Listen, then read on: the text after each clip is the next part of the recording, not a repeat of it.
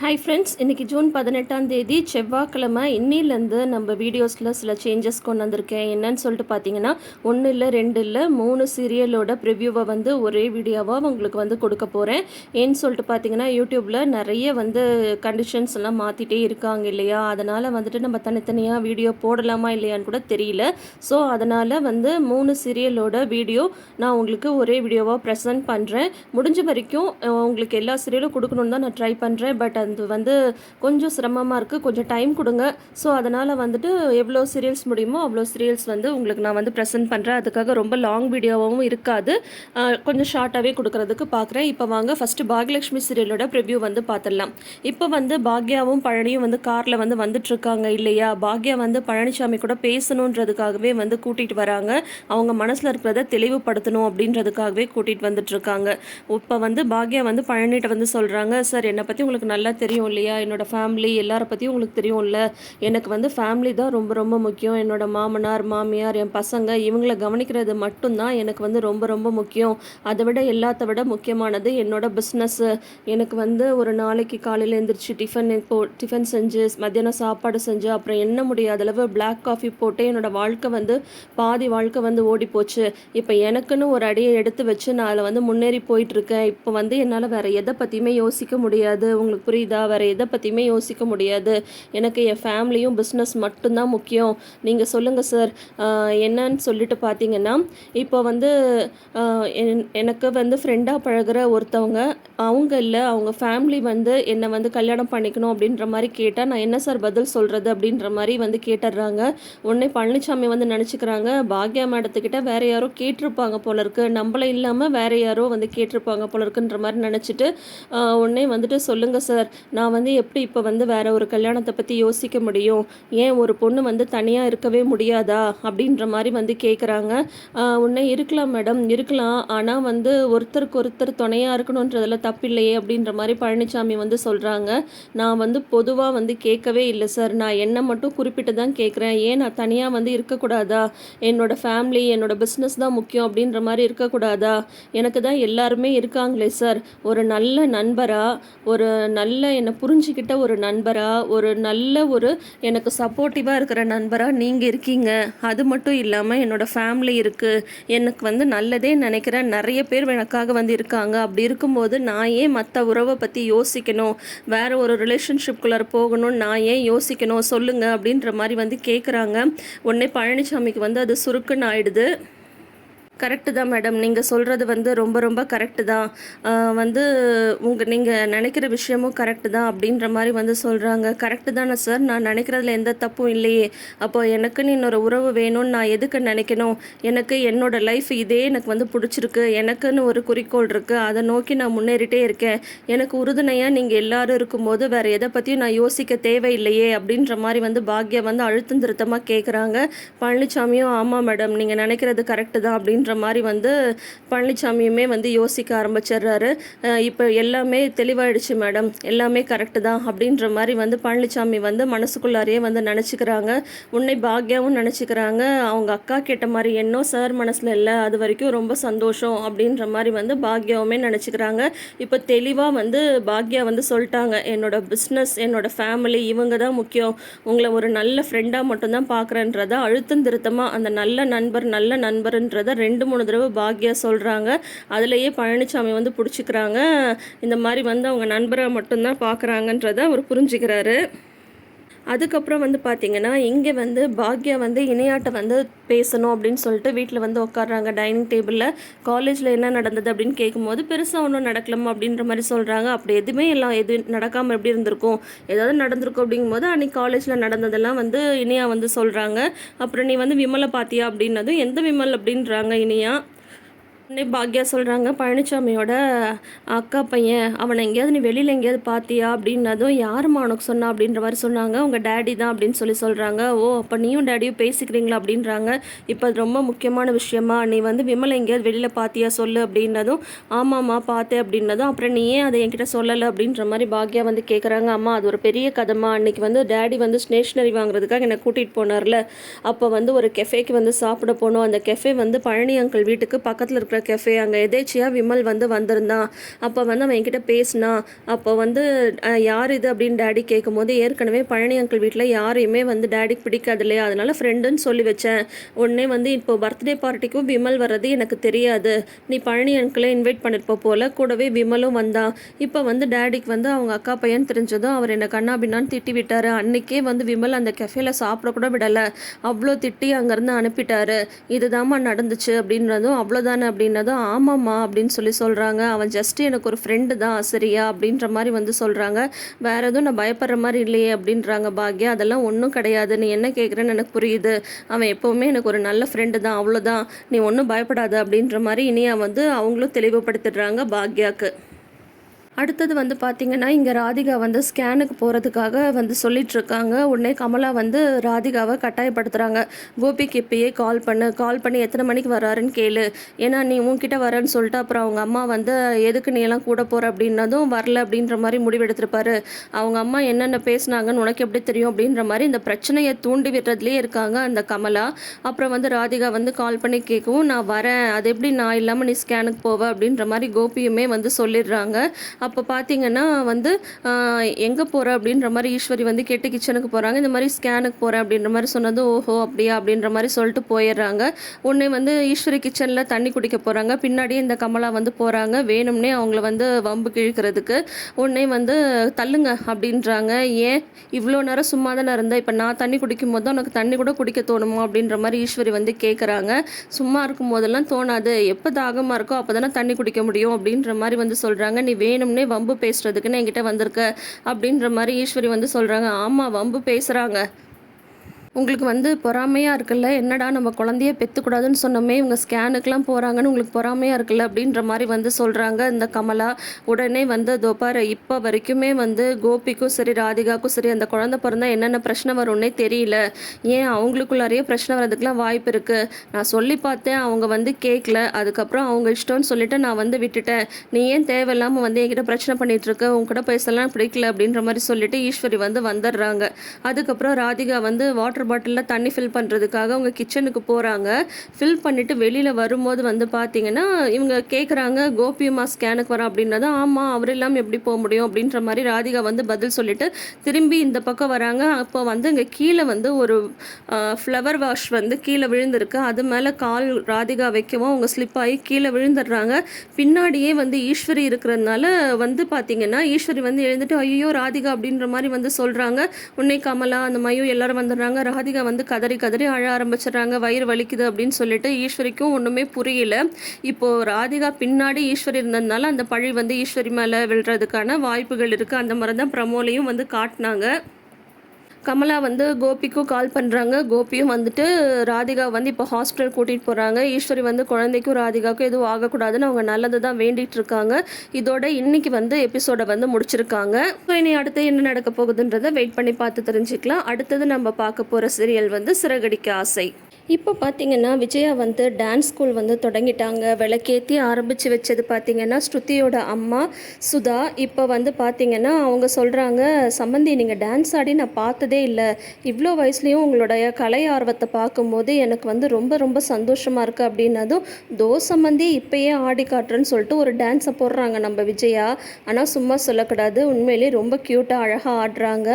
அவங்க வந்து அனிலா இருக்காங்க இல்லையா, அவங்க வந்து ஆல்ரெடி ஒரு பரதநாட்டியம் டான்ஸர் அப்படின்ற அதனால இந்த கேரக்டருக்கும் நல்லாவே ஒத்து போகுது.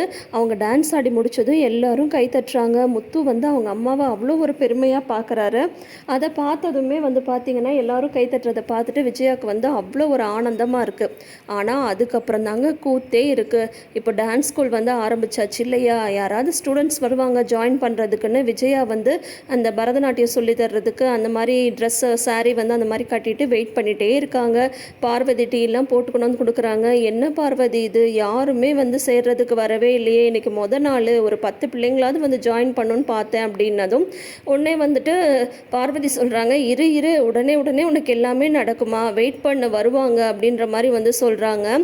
ரோகிணி வர எல்லா இடத்துலையும் பேனர்லாம் வச்சுருக்கேன்னு சொல்லி சொன்னால் அப்போ கண்டிப்பாக யாராவது வருவாங்கல்ல அப்படின்னதும் கரெக்டாக பெல் அடிக்குது. உடனே வந்து நான் போய் பார்க்குறேன், ஸ்டூடெண்ட் தான் வந்திருக்காங்க போல இருக்கு அப்படின்றாங்க பார்வதி. உடனே விஜயா வந்து இரு அப்படின்னு சொல்லிட்டு அப்படியே கெத்தாக வந்து உட்காடுறாங்க. பெல் அடிக்கிறாங்களேன்னு சொல்லிட்டு கதவை திறந்தா தண்ணி கேன் போடுறவங்க வந்திருக்காங்க. தண்ணி கேன் போடுறேம்மா அப்படின்ற மாதிரி சொல்கிறாங்க. சரிப்பா அப்படின்னதும் பழைய பாக்கியை கொடுங்க அப்படின்ற மாதிரி கேட்குறாங்க. அதுக்கு பார்வதி சொல்கிறாங்க, இருப்பா கொடுக்குறேன், இனிமேல் நாளையிலேருந்து 5-6 கேன் தேவைப்படும் தினமும் அப்படின்றாங்க. தினமும்மா அப்படின்றாங்க. ஆமாம் அதுக்கு மேலேயும் தேவைப்படும், நான் நாளைக்கு கால் பண்ணி சொல்கிறேன் அப்படின்றாங்க.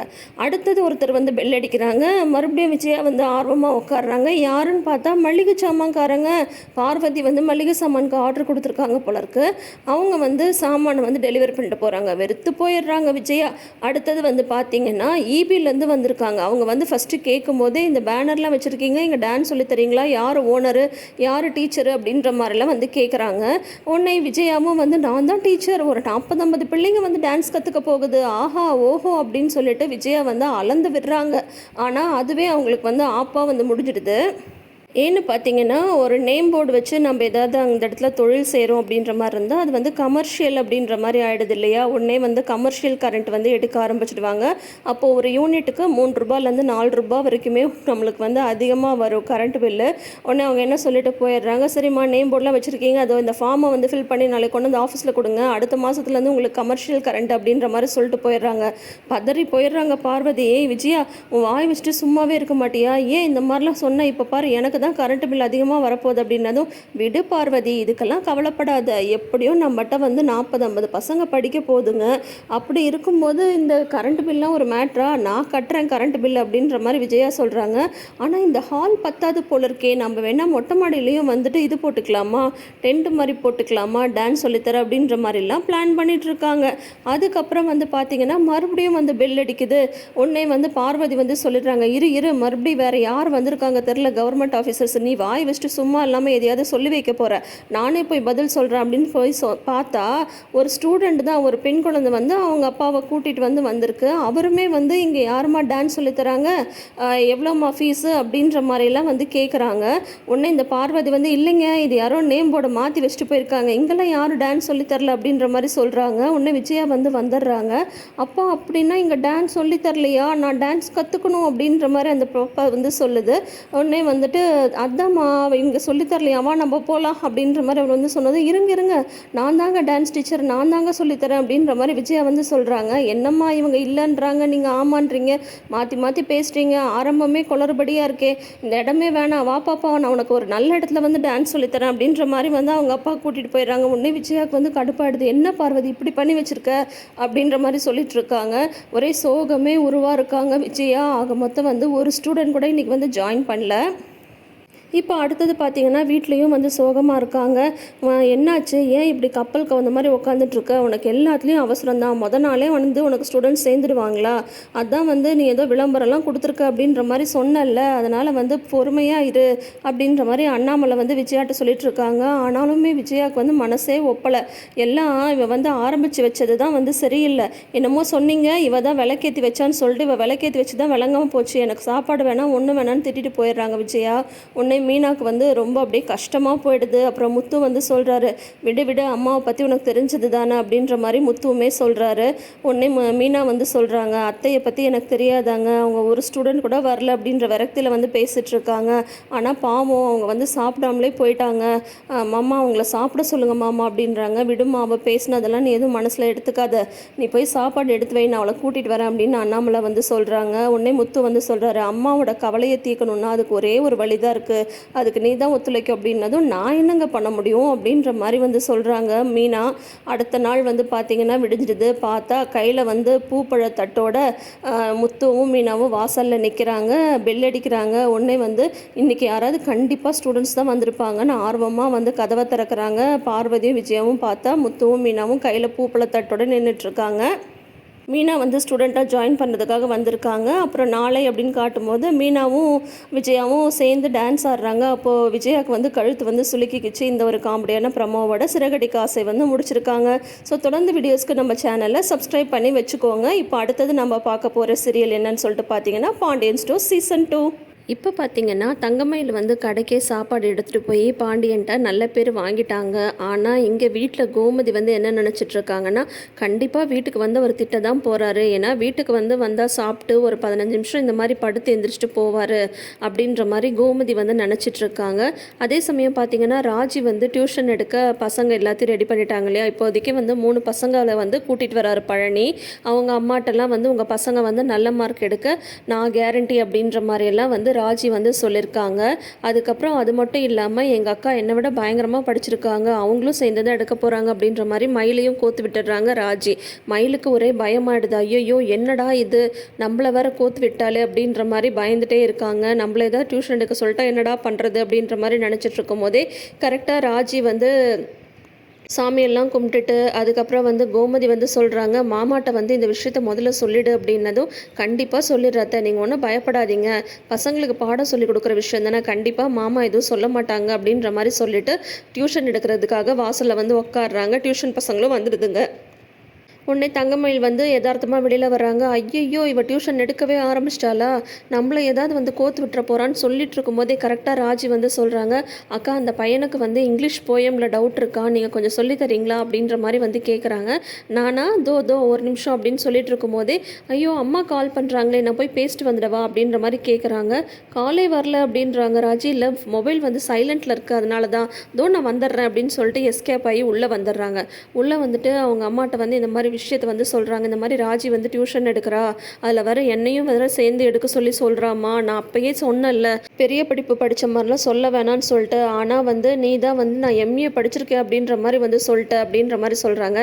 இப்போ அதில் என்னடி பிரச்சனை அப்படின்னது, இப்போ பாரு டியூஷனில் ஒரு பையன் வந்து இங்கிலீஷ் போயம் சொல்லித்தர சொல்கிறான், நான் எப்படிம்மா சொல்லித்தர முடியும், எனக்கும் இங்கிலீஷ்க்கும் சுத்தமாக வராது அப்படின்ற மாதிரி சொன்னது. அந்த பையன் எத்தனாவது படிக்கிறான் அப்படின்றாங்க.